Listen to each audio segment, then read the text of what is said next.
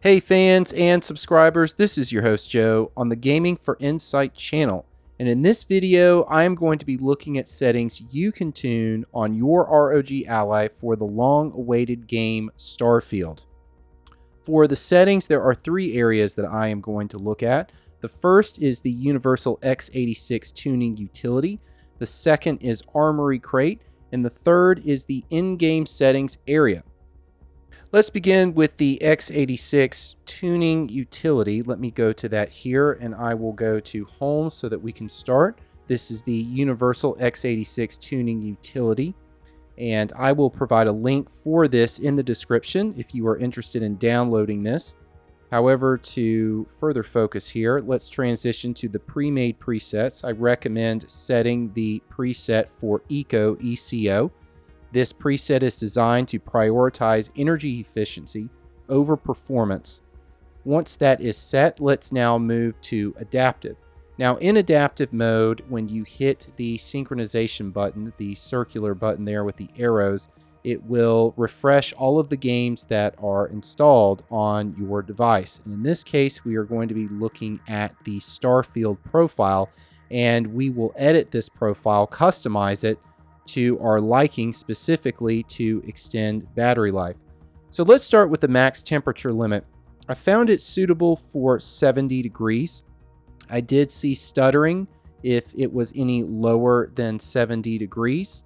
And so with 70, that means that the CPU component and GPU component of the APU can function without temperature throttling so that the game will run smoothly. Let me next talk about the max power limit in wattage. This is going to be our TDP limit set for the overall profile. I was surprised at this. I could set 15 watts for this and have a smooth experience throughout the game. Now let me clarify what I mean by smooth experience with this. In my tests, I have uncovered three distinct areas where one area is more demanding on performance from the APU than the other two areas. And the 15 watt, even though the frame rate is going to vary in these different areas, the experience is still smooth and the frame rate is not low enough or erratic enough as far as what the frame rate is to take away from the game. And I'm going to go into additional details on the 15 watt and these distinct areas that I am talking about in the game. So let me continue. Our max curve optimizer is not selected and set at default. Let me next talk about the Turbo Boost Overdrive iGPU settings. Our maximum iGPU clock limit, minimum iGPU clock limit, and the minimum CPU clock limit. The important values are going to be our maximum iGPU and minimum iGPU, with the minimum CPU clock left alone at its default. The frame rates were impacted despite the TDP, depending on what the range of the clock speed is set at. And I find that with the 15 watt, and this is to be expected, or at least it's understandable that this is the case, that the target clock speed is going to be on the lower end towards the 1200 than the 1500. But the reason that I have established the 1200 and 1500 megahertz limits is because that is actually the base clock range that I have at least uncovered for sources on what the base clock of the 780M, it's 1.2 to 1.5 gigahertz. I did attempt to see if we could underclock the GPU component of the APU, and I found that the frame rates would suffer and the experience in gaming was not smooth. So I recommend this 1200 to 1500 range. And with that, that is going to cover our settings for the Universal x86 tuning utility. Now make sure that when you set these, you do have it applied to the Starfield Games apps profile. Now you can do the default one as well if you want, but it just makes sense, at least to me, to be organized to have Starfield selected there for Games apps. Make sure that you hit the floppy disk button where it is the save button, and that's going to be to the left to what you see on the screen here for stop adaptive mode. That is on the lower right hand side. Now once you hit that floppy disk button, you are going to want to initiate the adaptive mode, you will see a start adaptive mode. And once you select that, you will then see stop adaptive mode, which means that the adaptive mode is running. Let me next transition into Armory Crate and show you what settings I have applied for playing Starfield. So if we go here to Starfield and press X, we then can look at configuration. And I have a custom profile, a manual profile that I have labeled 15W, indicating 15 watt. Now let me show you what that profile looks like. As a example here, you see the 22 watt, however, and that's another custom profile. So I'm going to go to my 15 watt or 15W. And I'm glad I actually checked this, because what happens, and I've showed this in my other videos, is the SPPT and FPPT like to move from 15 to a higher number. And so what I want to do is I want to lock in the TDP to be 15. And then here are my fan curves that you can see here. And you can set these to your liking, but I would set them at least moderately aggressive. Perhaps not fully aggressive, but at least do have some curve on them instead of something compared to flat like in a silent mode. That's what I recommend, but here I'll just give you another look to what these are set at. So now that we have confirmed that these are all at 15, that is going to be our 15 watt profile. And that is going to be what is shown in configuration with the operating mode DC 15 watt. And I do this again to confirm that Universal x86, Tuning Utility, and the Armory Crate are not going to debate over what my TDP limit is going to be, which, when that happens, creates a circumstance where the TDP will fluctuate at times for even a longer extended period of time compared to what the time limit is allowed for the SPPT and FPPT time slots for those higher wattages if they are set. So it can be a confusing experience, and so this just prevents the confusion from happening. So now that we have reviewed at this point the Universal x86 tuning utility settings and the Armory Crate settings, we can go into the game. So I'll minimize this here. So now I am in my instance of Starfield on my ASUS ROG Ally. I'm going to hit the menu button twice to go into the menu here. And I am going to go to settings, just using the direction pad or the joystick to go down and select A. And then I am going to go to display, specifically look at these settings. So in this video, I'm going to focus on the settings that can extend battery life. However, I would like to give a shout out to a friend of mine, Windeck Tech, and his channel. And he has a video, I will show it on the screen, where he goes through tests that he has done on certain settings within Starfield and provides a guide on how to have an optimal experience in playing this game. I highly recommend you checking that video out. And if you haven't subscribed to the channel, definitely do subscribe to the channel. Okay, so let's begin with the in-game settings for extending battery life on the ROG Ally and playing Starfield. We're going to keep the screen at full screen. We're going to have that enabled. Now, if you are interested in changing the resolution to the screen, and Windeck Tech in his video actually pointed this out, so credit to him completely. If you want to change your resolution, you need to do that through the desktop and then open the game, and you will see the window size change. So because, as you can see here within the Armory Crate overlay, I have my resolution set at 720p. That's going to be reflected in window size as well. And also, on a note on that, I do have my display set at 60 Hertz. So that is a setting that you will want to enable. Now, the screen refresh rate cannot be set within the in-game settings. So if you are following along, I recommend going into your overlay command center here and then selecting the 60 Hertz instead of the 120 Hertz, as that is going to be a measure to save power in extending battery life.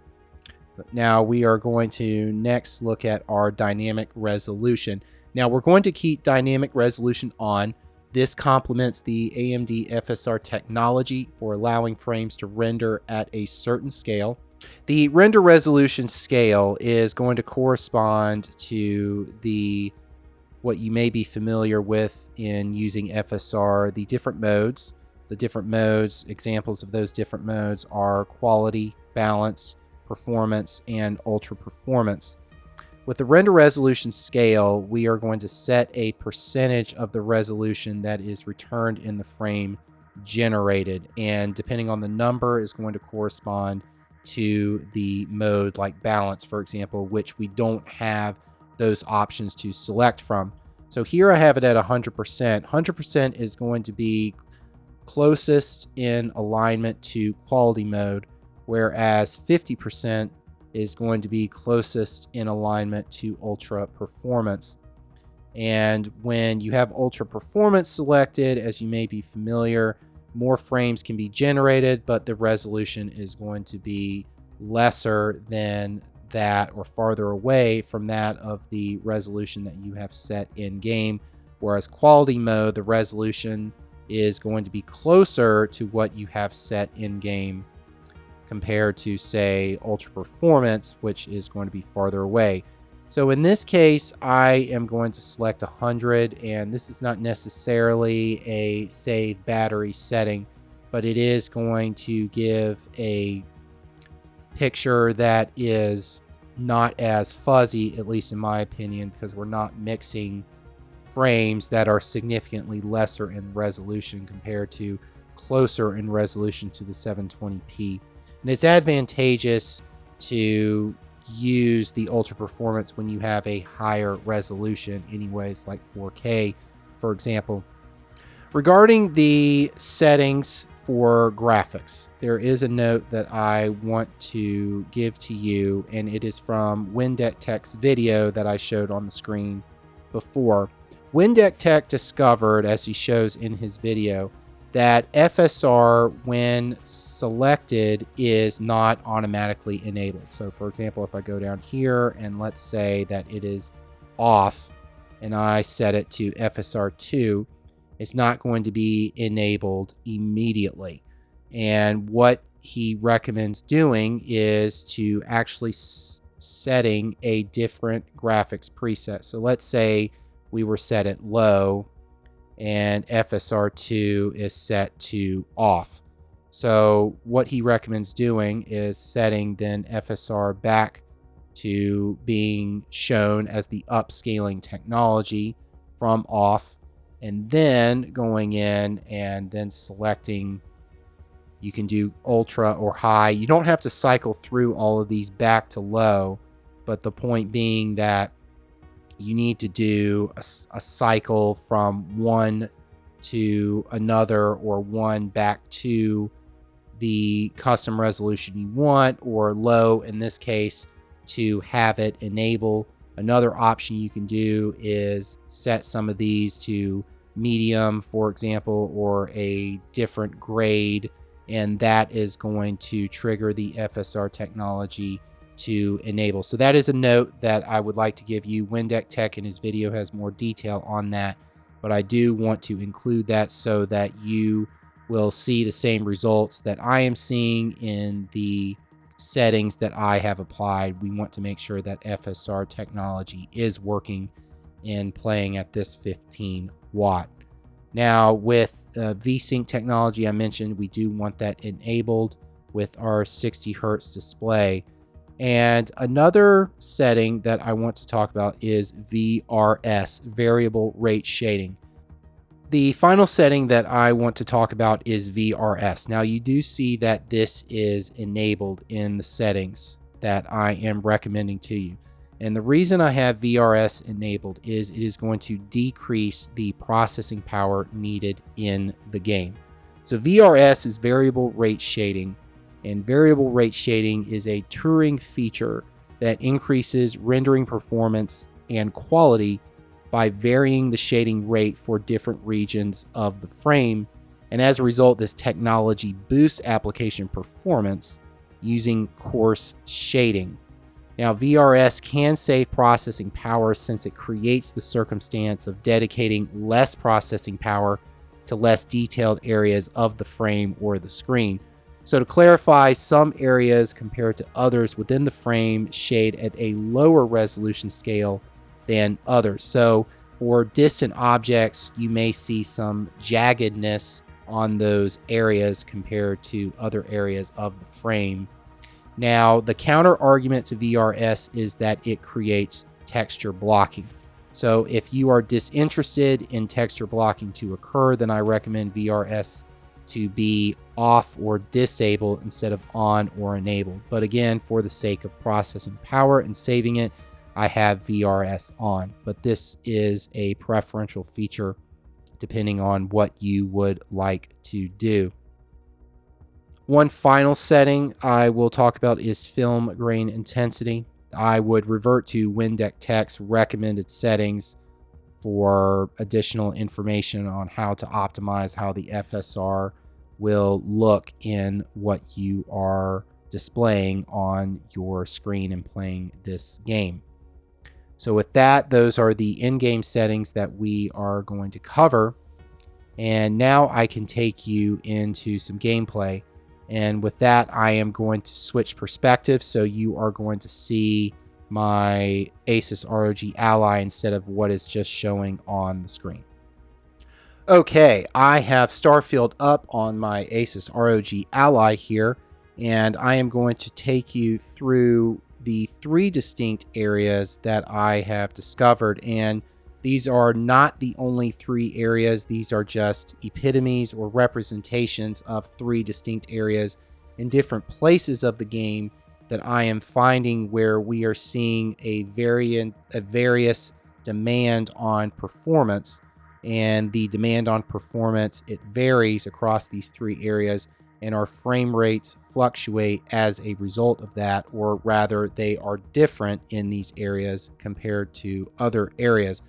So with that, let me go into the star map here, and I want to show you where I am for this example. This is Voli Alpha, VOLII Alpha. I believe I'm pronouncing that correctly, but at least I just wanted to spell that out there. And we are in the Neon Tower. So let me go out here.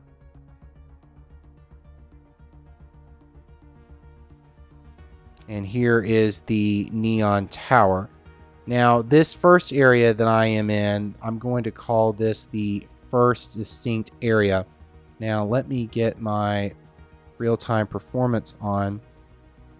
So as you can see, we are at our 15-watt APU, and our FPS is sitting at 3031 right now, and our GPU load is at 98%, and we are right around the lower range of the base clock, a little below that, 1160 to 1210. And then our CPU clock speed is in the 2000, 2100. Well, now it's actually dropping to 1800 and back up megahertz. So it's between the 1700 and 2100 or 2200 megahertz range. And we set that temperature higher, so we're giving some room for the CPU to transition its clock speed as needed for running the game. So I'm going to walk around here, and I want you to watch the frame rate and what is happening. Now, we're at 29 or 30, but this is an area, a distinct area, where the frame rate can go as low as 25. Now, we did just drop to 14 watts, so just to note that there is sometimes a 14 to 15 watt variation here, but our limit, as shown earlier in the Universal x86 tuning utility and Armory crate, is set at 15. So this area is the lowest area that our frame rate is going to be, so it can drop as low as 25, but that is infrequent.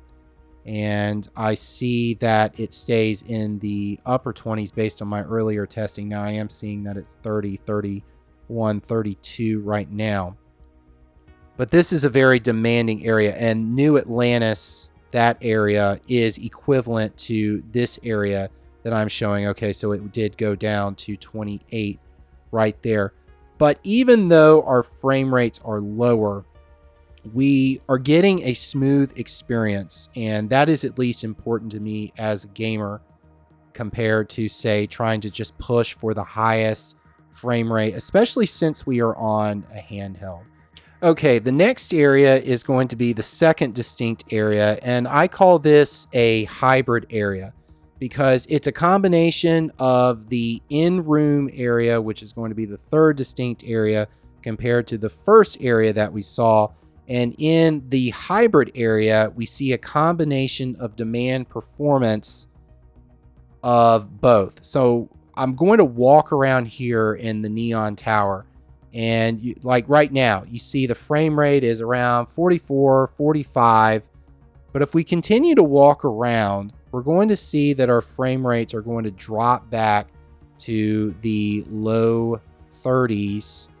And I've even seen upper 20s at a time. So let me work here to try to produce that for you. All right, so we are back in the second zone, and you saw the frame rate. It did drop down to 35. So that is an example there of the frame rate scale or the frame rate range that this zone can have, this second distinct area. So right now I'm about to take you into the third zone where you're going to see our frame rates are higher.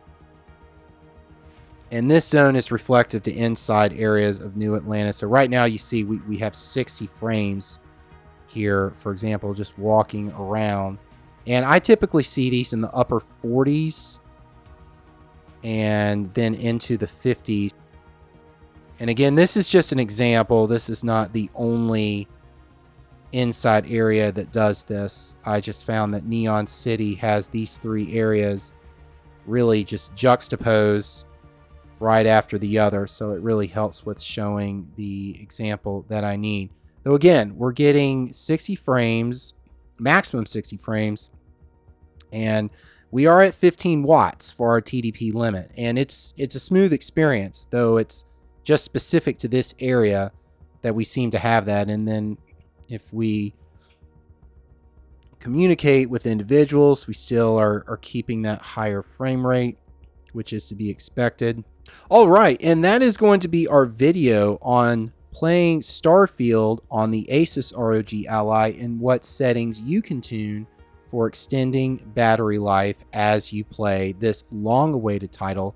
I am excited to continue playing this and getting back into the game instead of walking around areas multiple times with different settings. Neon City, there's much more for me to explore here, so I plan to get on to doing that and making another video as well for the ANEO 2S. So do look out for that. But let me know, how are you enjoying Starfield on the ASUS ROG Ally? What settings are you using? Are you looking to extend your battery life?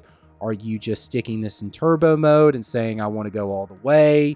What are you doing? Let me know. I am looking forward to reading those details in the comments. So with that, let me leave you now with the words of Commander Shepard from Mass Effect. I should go.